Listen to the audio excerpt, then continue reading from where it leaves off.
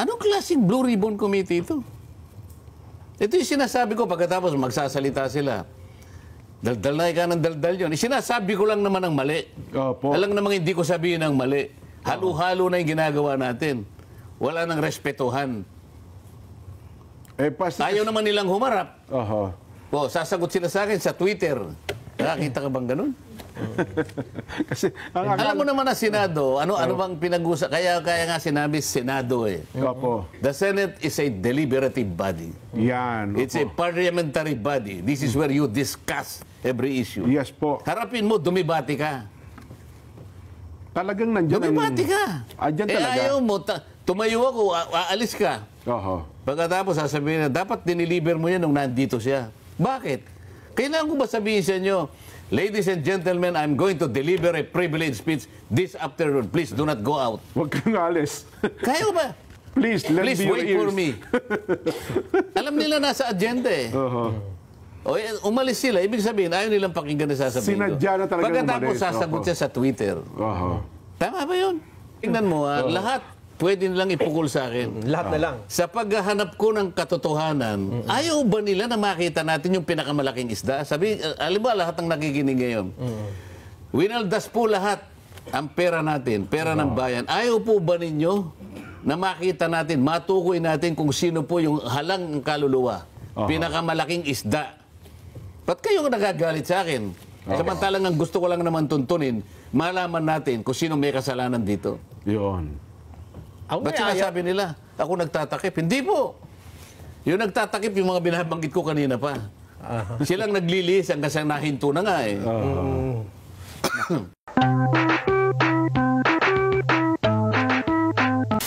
Sumanap ka ng notaryo. Yan. Nakahanap doon sa may Villaruel. Villaruel Sabi Street. ko sa kanya, litratuhin mo yung kung saan ka nagpanotaryo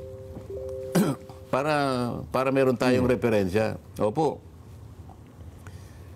O, pinanotaryo, nung makita ko yung lugar eh, talagang ano lang eh, parang maliit na ano lang po. pangkaraniwan na street lang na nakalagay po eh, Notary Public 24/7.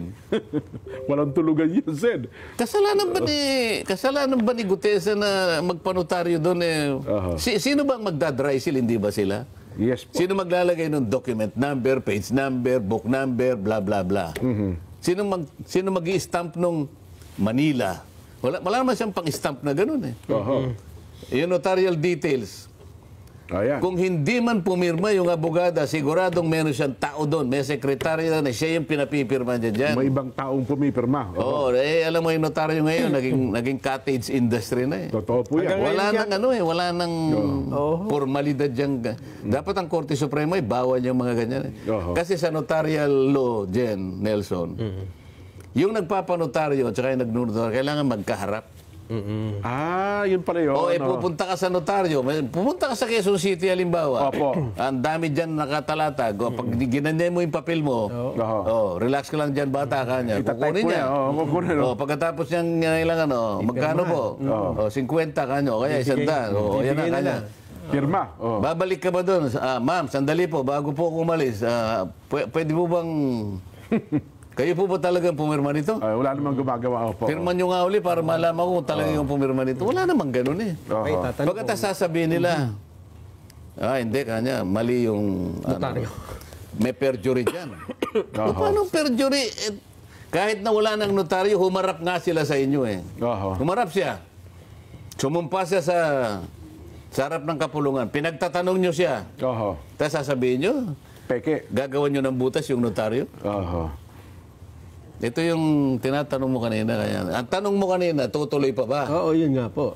Yun ang inaabangan ng marami, Sen. Napakarami kasing aligasyon dyan eh. Baka pag tinuloy, baka may lalabas na namang, baka Philippine Air Force naman ang... Ganun ba? O kaya SAP. Sila nagsasabi nun, ako hindi. Wala akong sinasabing ganyan. Ganon. Baka mayroon pang maglabasan. Bakit ang dami pang dapat na tawagin? Bakit hindi yun ang unahin? Unang-una, 17 ang binanggit ni Diskaya, ng mga Diskaya. Bakit hindi ilabas? Para pagtatanungin nyo 17 congressmen. Di ba? Si Chavit Singson nag-disclose. Ngayon po, sa parang Club nag-motion Filipino. kayo na ipatawag din siya, di ba? Ba't hindi patawag yun? Si Martin Romualdez, ilang beses nabanggit na, kinonekta na. Oho. Kailangan, ilang kauna-unang ipatawag. Nagpahayag siya na willing daw siya, di ba? Kung talaga ipatatawag, Naglabas ng statement ng Iba yung willing na willing, iba yung humarap ka doon para makita natin kung bagay. gaano ka sasagot sa mga tanong. Willing siya kaso. Sinabi nung aking predecessor na hindi ko na binabanggit ang pangalan dahil ayaw niyong banggitin ang pangalan ko. Oho. 67 daw ang congressman na kontraktor. Yung Bakit hindi patawag yun? Ang daming dahilan na dapat ituluyan at marami kayong dapat na ilabas dyan. Pagtatanungin natin lahat yan. Di ba? Ang problema, kahit isang pangalan, hindi niya kilala. Sen eh. Nanghirap eh. Puro ganun eh. Puro na lang, kumbaga sa, anong tawag ba ron? Puro press release. Hindi, pagka may pelikula, may Trailer. May trailer. Parang ganun eh. Trailer. 67 congressmen na kontraktor. Pagkatapos, hindi naman magpa. Oho. Paano yung mga binanggit niya na mga dalawa yung kanyang naging privilege speech. Opo. Ilan ang contractors na binanggit niya doon? Mahigit na 10. Oho. Hindi ba natin tatawagin doon? Hindi ba natin pagtatatawagin? Kasama doon ang SunWest. Ang SunWest, this is the company founded by Saldico. Siya yung pinakamaraming nilatag na mga insertions na binabanggit ni Toby Chanko. 13.8 billion, 2 probinsya lang. Hindi mo ba tatawagin itong mga ito? Hindi man lang natanong Sen eh. Yung mismong kumpanya ni Saldico, hindi mo tatawagin? 15 yung sinabi ng presidente, hindi mo lahat tatawagin? Baka ipaubaya na po sa ICI, Sen. Kasi mukhang ICI na po ang tumutuntun sa lahat ng ito eh. Di ba? Hindi ko kaya ganun ang direksyon. Kasi ang Kamara, ipinaubaya na sa ICI. Baka naman ganun po ang direksyon ng Senado. Bakit? Ang Legislative Department sunod-sunuran sa Executive Department? Akala ko ba ang ating gobyerno ay binubuo ng 3 dakilang sangay? Ha? 3 dakilang haligi. Judiciary, Legislative, Yan. Executive. Ang ICI is a creation of the Executive. Tama po. Ang Legislature, 2 chambers, Kamara at saka Senado. Ang Senado, meron siyang blue ribbon. Opo. Kung mo ba nagtatag na ng ICI, Executive Department, hihinto ka na? Parang Bakit? Nakasalig ba ang mandato ng Blue Ribbon Committee sa gagawin ng ICI? Or vice versa? Sagutin mo, Nelson. May isa pa problema. Kasi, alam mo, itinigil ang Blue Ribbon, ang ICI ay ayaw namang i-open. So, ang mga tao ay maghahanap talaga ng... hindi ba? Maghahanap ng sagot sa mga katanungang nabubuo sa Bakit naman, bakit mo sila sisisihin na... Maghahanap talaga yan. Hindi ba nung inopen ko nga yung kauna-unahan, sa dami na nag-text sa akin, dahil nakita nga talaga yung... Kung napakaraming perang nasa laula na talagang pandarambong talaga. Ilan ba yung nag-text sa akin na halos umuusok yung aking cellphone? Sinabi ko nga doon sa biyayar na nakaharap eh. Nabuti na lang nandito ka, sabi ko. Paano ko sasagutin ito? Sabi ko sa kanya. Ang sabi nila sa akin, Senator, yan po pala ng aming buwis na binabayad, ay dyan lang po pala napupunta. Alam po ba ninyo na dugo at pawis, pati sipon po kanya. Naku po. Naghalo-halo na. Talaga pong sa kagustuhan lang namin makatulong sa gobyerno, talagang kami po'y nagbabayad talaga naman. Diyan lang pala ginagamit ang buwis namin. Pwede po bang ilaban nyo kami? Kahit na itong next year, wag na muna po kaming magbayad. Pwede po ba? Nako. Mabigat po yun. Tapos sabi nung biyayar, Commissioner Lumagi. Tama naman po sila, sir. Sabi niya, hindi ko po sila masisisi. Hindi ko naman ako kinukuha yung opinion mo. Ang sinasabi ko, anong isasagot ko sa kanila? Tulungan mo ako sumagot. Pwede ba wag na silang magbayad next year? Sapagkat nakikita nila kung saan lang napupunta ang buwis na kanilang No. Mabigat po yun. O, ba't di ka ako sumagot? Babagsak ang gobyerno pag walang nagbayad ng Hindi, ayaw buwis. niya sumagot. Wala kang may sasagot. Kanya, wala po. O, ikaw ka ako, DPWH. Wala rin po. No, sabi ko, sige ako nasasagot. Ayan. Sabi ko, wag ninyong gagawin. Yan. Tama kayo. Kasi po, pagka ganyan po yung ginawa nyo, lalo po tayong babagsak bilang isang bansa. Ako na po nakikiusap sa inyo. Kaya nga po nandito kami para ayusin natin ito. Usigin natin ang dapat na usigin. Maibalik po yung pera talaga na nawala. Pero wag po ninyong gagawin. Dahil mas lalo po tayong babagsak bilang isang bansa. Pero talagang tutuusin mo, may katwiran sila eh. Ayaw po naman, sentimiento ng tao. Kaya ngayon, tinatanong mo kanina, natanong mo pala, Nelson, eh talagang maghahanap sila ng kasagutan dito. Alam nilang inopen natin ito. Alam nila seryoso tayo na matukoy natin kung sino-sino yung mga walang hiya na yan. Pagkatapos hihinto mo, yung isa naman, nagpapatuloy, pero palihim naman ang palihim investigasyon. naman. Magdududa ang taong bayan. Baka nga bumalik na naman sila eh. Talagang hindi na kami magbabayad. Pagka ganyan naman delikado, delikado pag ganyan. Si Kong Marcoleta, tama po yung pakiusap niya, okay na po. Inalis po siya eh. Yun. Paano ngayon yan? Ito pa isang tanong. Kung ibalik kayo sa chairmanship, ako na sasagot, Sen. Huwag niyo tatanggapin. huwag natin pangunahan. Baka naman, kung sabihin ng mga OFW na magbabayad na sila ng buwis, kung itutuloy ni Senador Marcoleta ang hearing. Pagiging chairman ng ano. hindi naman nakasalalay sa akin yung pagbabayad nila ng buwis eh. Kasi ako, pinakita ko na sa kanila ang dapat nating gawin. Ang problema, pinopolitika ng mga kasama namin eh. Para sa akin, hindi sila naghahanap ng kasagutan eh. Para sa akin, hindi ko sila kasangga kung pag-uusapan yung seryosong paghahanap kung sino talaga yung ulo ng kawatan. Ako nakita ko na eh. Nakita ko na. Na-establish ko na pagkatapos ako ang binibira ngayon. Pati yung mga testigong naipundar natin, hinahanapan sila ng butas. So silang nagtatakip eh. Di ba? Halata naman. Sana lang kung makita mo kahit talagang pahirapan talaga ito eh. Mahirap naman talaga. Hindi ko talaga iiwanan yan. Sapagkat nakikita ko napakaraming sumusuporta sa akin. Totoo po. Mga kasama ko, halimbawa, naghihirap pero sige.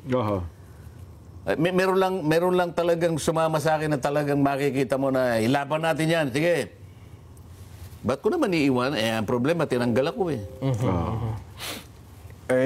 Yun na nga po. Mukhang... Wala tayong Vox Populi. Mas masarap na ho ang panonood ng ating mga kababayan sa social media. Pero ituloy ko na sa inyo yung punto na yon. Pero, paano po ito kung walang magiging mapipiling chairman at saka nag-iiba-iba na ho ang direksyon eh. Bakit po pinoproblema yun? Problema ng ating Senate President yan. Hindi, siyempre, tutulungan natin ng Senate President. Kawawa. Kawawa din naman. Bilang mamamayang Pilipino, tayo ang naghahanap ng kasagutan eh. Di ba? Sila yung nauna dyan eh. Sabi nila, mas magaling kanyang mag-imbestiga si ganito. Yan. Sige. Sige ikaw. Ang problema, hindi niya nabigyan ng distinction yung dalawang bagay eh. Ano po yan? Ang mandato ng Blue Ribbon Committee, investigation in aid of legislation. Isa po yun. Yun ang tuntunin mo. Yun ang direction mo eh. Ay yung isa. Police investigation ang kanyang alam. Titingnan mo, halimbawa, kapag ikaw ay chairman ng Blue Ribbon Committee, investigation in aid of legislation, ang tingin mo doon sa mga taong pinatawag mo, resource persons. Yes. May paggalang doon. Kasi sa tuntunin mo, igagalang mo, may karapatan sila. Hindi mo pagbububulyawin doon. Totoo naman. Hindi mo sasabihin, pinaglululong mo ngayon. Hindi pwede yun. Sa police investigation, iba na yun. Pagduduruin mo na sila, testigong... Ito yung hindi malinaw. Pagkatapos, nag-hearing. Blue Ribbon, ha? Opo. Anong ginagawa ng Department of Justice Secretary doon? Tapos kukunin niya yung testigo o yung resource person. Dadalhin niya sa NBI. Pagbalik niya, iharap niya uli sa amin, meron siyang supplemental affidavit. May dagdag. Teka muna ka, ano ba nangyayari sa atin? Pinaghahalo nyo na yung balat sa tinalupan eh. Pagkatapos pupunta yung dalawa dun sa ICI. Opo. Meron ba ako tayong tuntunin dito? Meron ba tayong pinag-usapan na tuntunin kung paano tayo magko-collaborate dun sa, ano ICI. tawag doon, ICI? Ano na yun? Independent Commission on Infrastructure. Paano independent yun? Gawa yun ng Executive Department. Ang budget niya, Executive Department. Ang tinutugis natin, DPWH yung iba. Executive Department. Paano? Pagtatakpan mo yung Executive Department, katapos meron silang isa sa mga powers nila, upon request, the ICI shall obtain information from the House of Representatives, from the Senate, from the courts, from the Sandigan Bayan, and from any other public authority. Parang mga independent, ba't nangunguha? Dapat ikaw, bahala ka sa buhay mo, huwag kang... Ibig ba sabihin, wala tayong choice ka ako? Pag nag-request sila, kamukha na ginagawa nila. Obligado kayo ibigay yung mga dokumento. Kailangan namin, dalhin mo rito si Hernandez. Humaharap nga sa kanila. Ipatawag sa ito. Wala ba kaming karapatang tumanggi? Nasaan na yung sinasabi nating system of checks and balances? Nasaan na yung institutional boundaries? Nasaan na yung separation of powers? Separation of powers. Halimbawa, nag-request yung ICI. No. Wala kaming karapatang magsabi ng no. Meron. Kanya-kanya tayong di ba? Departamento eh. Ito halo-halo na eh. Pupunta sila doon sa makikipag-meeting sa ICI. Darating ang Department of Justice Secretary dito. Halo-halo kaming ganyan. Anong klaseng Blue Ribbon Committee ito? Ito yung sinasabi ko pagkatapos magsasalita sila. Daldal na ika ng daldal yun. Sinasabi ko lang naman ang mali. Alam namang hindi ko sabihin ang mali. Halo-halo na yung ginagawa natin. Wala nang respetuhan. Ayaw naman nilang humarap. Sasagot sila sa akin sa Twitter. Nakakita ka bang ganun? Kasi alam mo naman na Senado, ano bang pinag-usap? Kaya nga sinabi Senado eh. The Senate is a deliberative body. It's a parliamentary body. This is where you discuss every issue. Yes po. Harapin mo, dumibati ka. Talagang nandiyan. Dumibati ka. Talaga. Ayaw mo, tumayo ako, aalis ka. Pagkatapos sasabihin na, dapat diniliber mo yan nung nandito siya. Bakit? Kailangan ko ba sabihin sa inyo, ladies and gentlemen, I'm going to deliver a privileged speech this afternoon. Please do not go out. Huwag kang alis. Kaya ba? Please wait for me. Alam nila nasa agenda eh. Umalis sila. Ibig sabihin, ayaw nilang pakinggan na sasabihin ko. Sinadya na talaga umalis. Pagkatapos sasagot siya sa Twitter. Tama ba yun? Nawawala na yung ginagawa sa Senado at sa Kongreso na dapat nagdidebate, patagisan ito, pagalingan ito di ba? Dapat doon ang labanan sa plenaryo. Basta makipagdebate ka doon. Kasi yun ang kailangan eh. Kasi kapag yun ay pinag-usapan doon, maglilinaw doon makikita. Kung ano talaga yung dapat nating gawin sa magitan ng pakikipagtagisan mo ng idea, ng pangunawa mo sa bawat issue. At saka may pagkakataon naman, Sen, na kapag may punto kayo at nakipag-usap yung iba, kagaya nung dismissal, nung impeachment, pumayag kayo na ibaba sa archive na lang eh. Pero, yun ay bunga ng debate ng pakipagtagisan sa floor. Di ba nakipagdebate naman sila talaga? Inarap ko naman silang lahat eh. Nag-privilege speech kayo, tapos nanong kayo. Lahat. Di ba? 6 na oras ako nakatayo doon, di ako umupo eh. Na-harmonize na naman, di ba? Wala namang di natapos. Ganun dapat. Hindi ba dapat, ba't ngayon ayaw na nila? Kasi ganun talaga ang Senado, ganun talaga ang Kongreso, di ba? Tapos hahanapan ka ngayon ng kahit ano lang, para lang may maipukol sa'yo. Yung asawa ko raw ay independent director ng isang insurance company. Nako. Nandun na yun eh. Oho.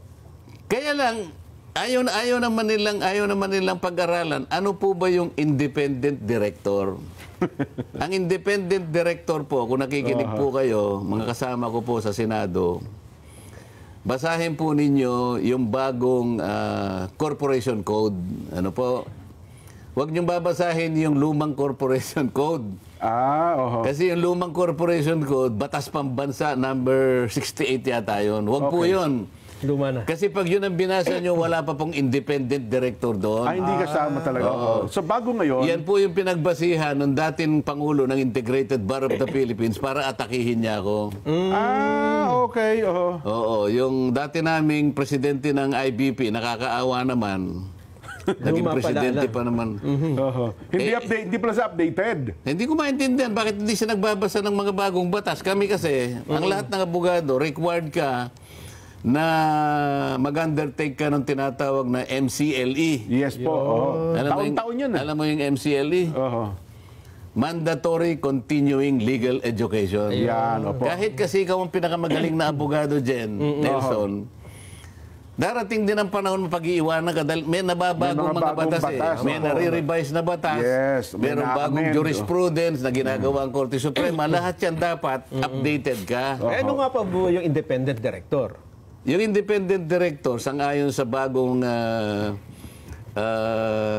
corporation code, kailangan doon sa mga industry, sa mga kumpanya na merong involve yung public interest.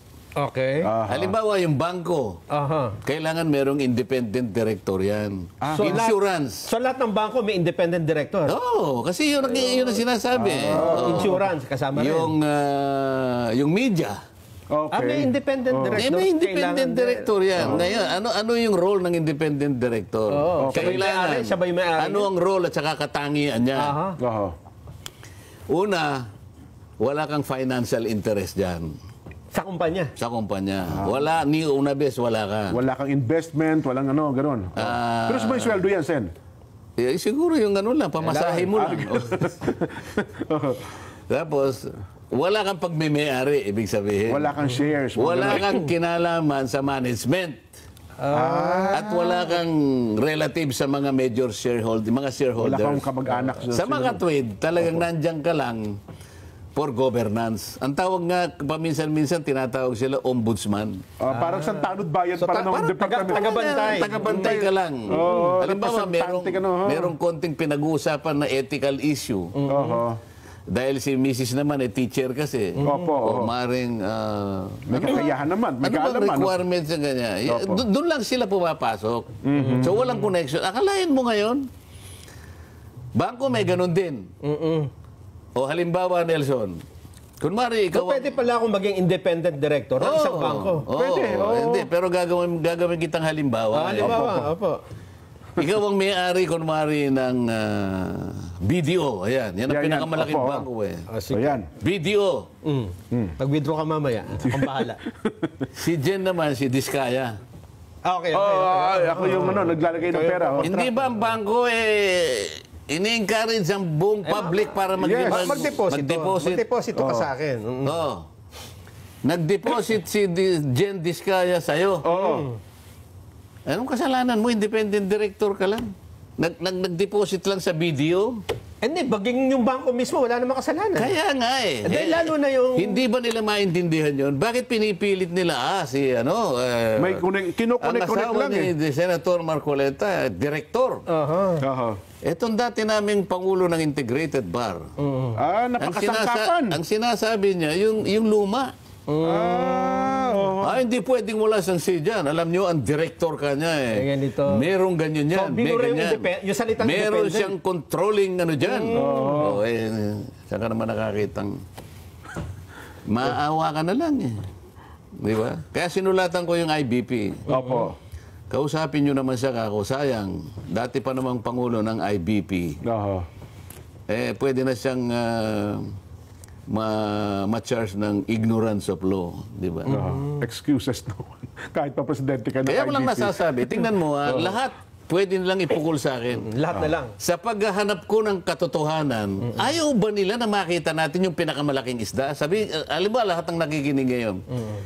Winaldas po lahat ang pera natin, pera ng bayan. Ayaw po ba ninyo na makita natin, matukoy natin kung sino po yung halang kaluluwa?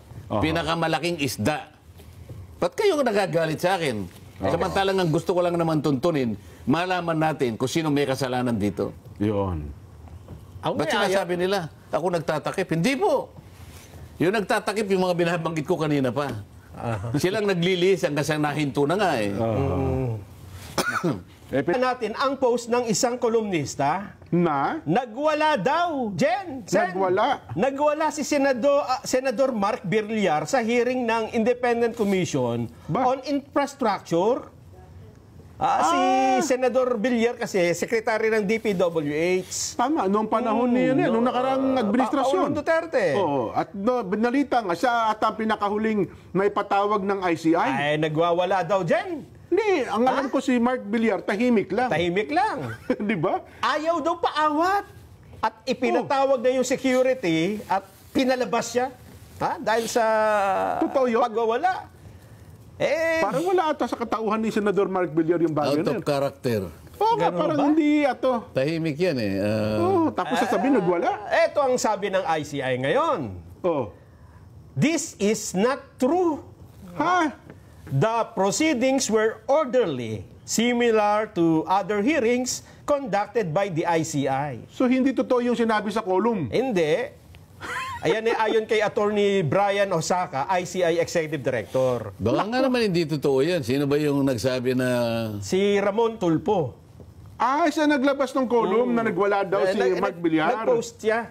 Ang sabi ng ICI, hindi yan totoo. Hindi siya nagwala. At humantong paro sa tumawag ng guard at So pinalabas. paano natin malalaman kung sino nagsasabi ng totoo? Si Ramon Tulpo o yung tagapagsalita ng Si ICI? Osaka. Hindi natin malalaman, Sen, Jen. Kasi hindi naman natin nakita. Hindi naman natin napanood. Oo nga. Hindi ka tulad sa Senate. Palihim kasi. Oo.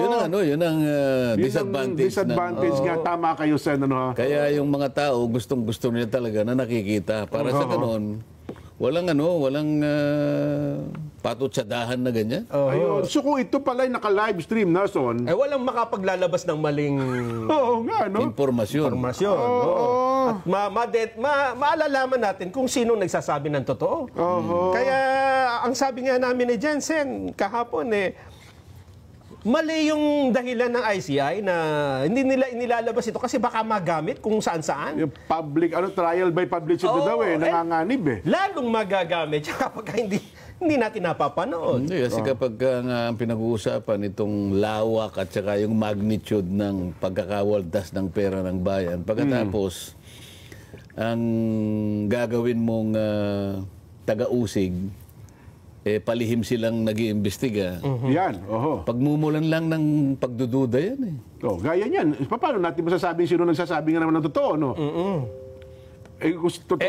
Alangan naman sabihin natin nagsisinungaling si Montulpo. Bagamat sa mga nakaraan, ginawa na niya, di ba? Hindi mo rin naman masasabing totoo ang sinabi ni Kate Osaka kasi wala rin para tayong kadibayan, di ba? kwento sa kwentong tama ka. Dapat talaga open na open yan. Dapat nakikita ng taong bayan yung ginagawang pagsisiyasat dyan. Tsaka harap-harapan talaga, hindi yung sasabihan mo sila pagkatapos sa Twitter lalaban.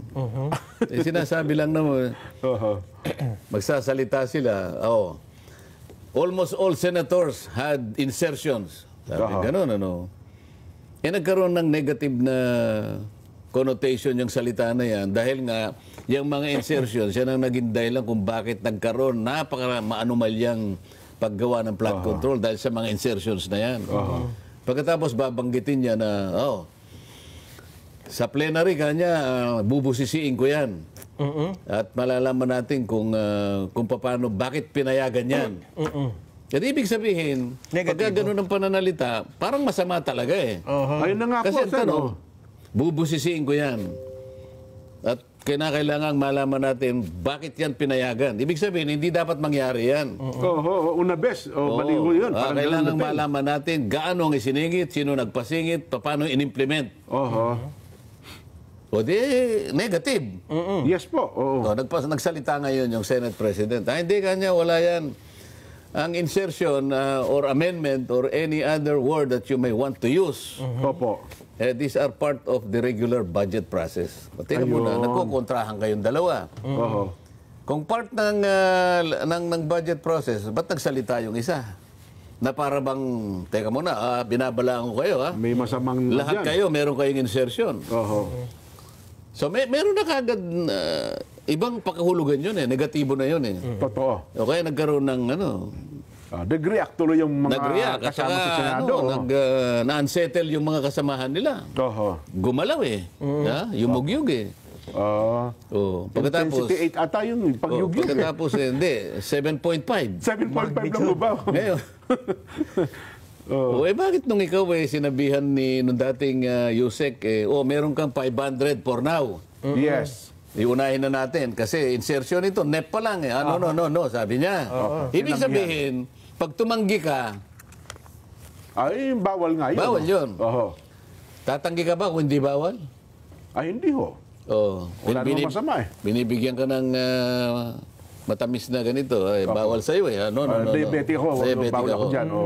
Pero wala ka naman diabetes. Ay, masarap yan. Ice cream ito. Napakasarap ng ice cream, di ba? Gusto ko yan. Dagdagan mo pa yan. Dagdagan mo. So pinagpapaliwanag ko silang dalawa. Hindi ka ako mabuti that the two of you are trapped in one contradiction. Paliwanag mo. Kung mali yan, mali. Itinatama mo. Sabi mo, hindi, that's only regular part. Sabi ng isa, hindi, negative. You are sending mixed signals to the public. Iyan, tama po. Babanat naman yung isa sa Twitter. Ang ingay ka niyan. Ang ingay niyan. Saan ka naman nakakitang, bakit hindi ka mag-iingay kung mali na ang ginagawa, di ba?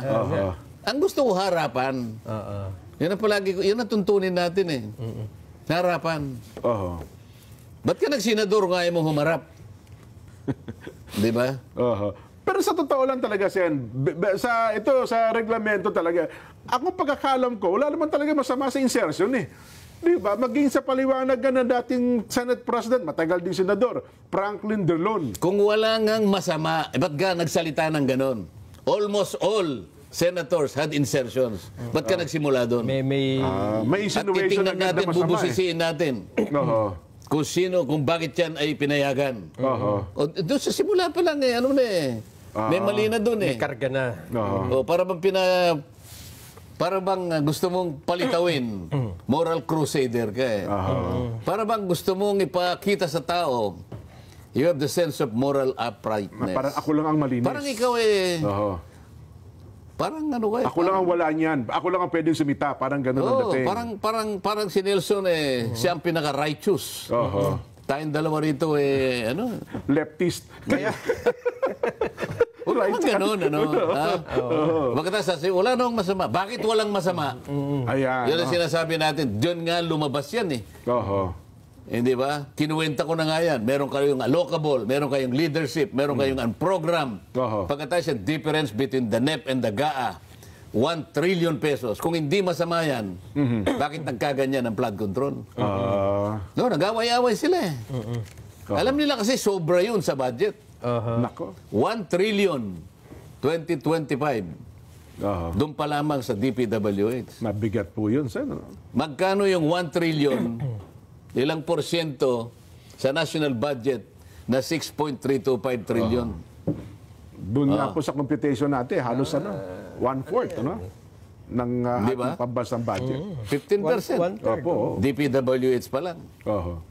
Ngayon pala, Sen, lumilitaw, sa budget, ayaw ko kung nandun kayo, sa budget deliberation, meron din palang mga ghost projects sa DA, sa Department of Health, at saka DOH. Ang sinabi ko nga sa'yo, itong kwenta nating 1 trillion, na bali ito yung taba sa tao, DPWH lang. Yun na nga Ano po. ba yung kwenta ko? 30% ng ating kabangbayan na uuwi sa korupsyon. Oho. 30%, ikatlong bahagi. Kaya nga utang na tayo ng utang eh. Oh. Nako. Eh, isip-isipin mo. Next year, ano yung budget natin? 6.7 trillion. Oho. Magkano ang projected revenue? Nelson, ikaw ba magbabudget ka 6.7 trillion next year, ha? 2026? Ang projected revenue mo, 5 trillion. Hindi, kapos. Kulang ka ng 1 trilyon. Utang ka. 1.7 trillion. Utang ka talaga. Ilan yon, di ba? Opo. Katakot-takot na utang.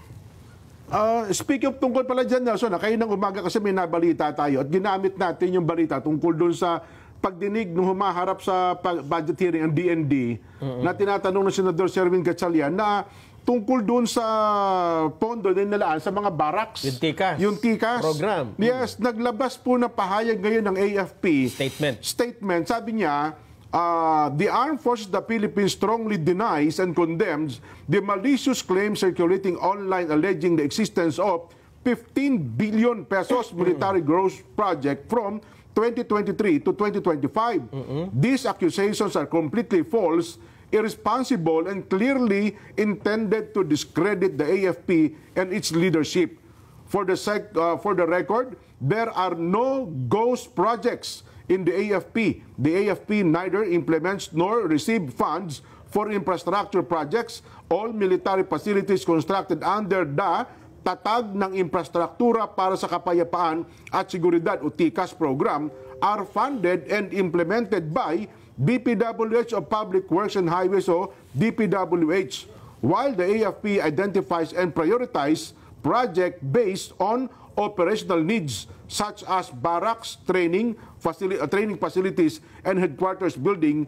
The funds are released directly to the DPWH, not to the AFP. The AFP merely serves as the end user of recipient of completed projects which are subject to DPWH procurement, engineering, and auditing processes. Yun daw po ang kanilang pahayag. Well, yan nga yung ginamit nila eh. Yan ang mga tinatawag na convergence eh. Sa ano naman, sa Department of Tourism, roll it, sabi naman nila. Roll it naman ang tawag. Yan sa DND TICAS. Marami TICAS, yan eh. Sa DOTR, nakalimutan ko. May ganyan eh, convergence eh. Opo. Ang implementing agency, DPWH lang eh. Di ba inipon nila? Dahil bawal na nga yung ano eh. Meron silang SSP. Opo. Meron silang CSP.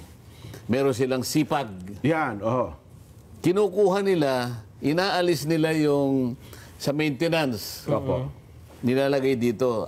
Ang tumitira dyan yung mga proponents eh. Ito yung congressmen. Yun,